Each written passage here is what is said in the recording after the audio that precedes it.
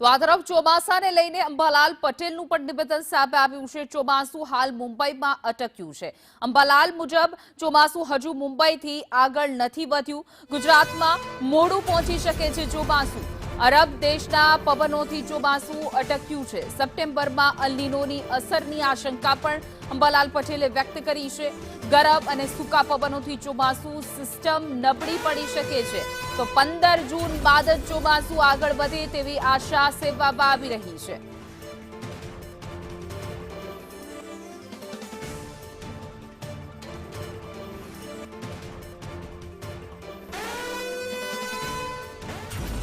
હવામાન નિષ્ણાંત અંબાલાલ પટેલની આગાહી મુજબ ગરમ અને સૂકા પવનોથી ચોમાસું સિસ્ટમ નબળી પડી શકે છે। 15 જૂન બાદ જ ચોમાસું આગળ વધે તેવી શક્યતા છે।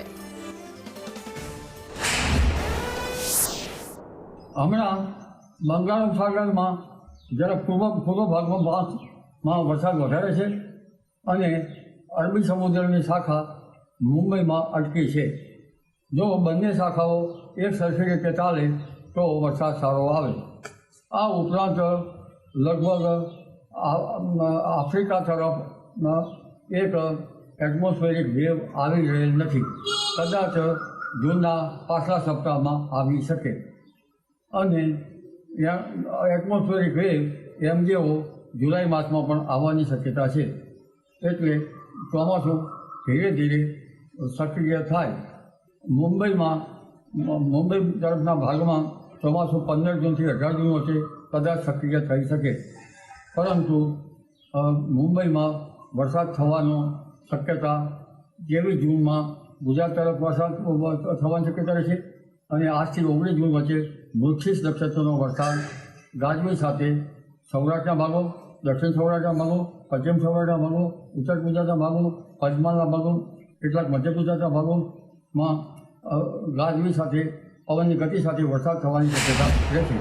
અલ નીનો સરવળી ઉઠવાની શક્યતા છે।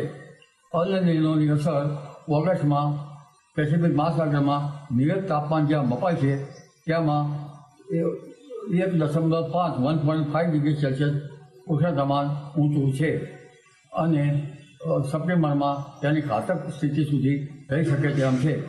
આવો સ્ટ્રોંગ અલ નીનો 1972માં હતો ત્યારે દુકાળ પડેલ હતો, પરંતુ લગભગ ગુજરાતમાં જોવા જઈએ તો હિન્દ મહાસાગરનું હવામાન ઓગસ્ટમાં સાનુકૂળ રહેવાની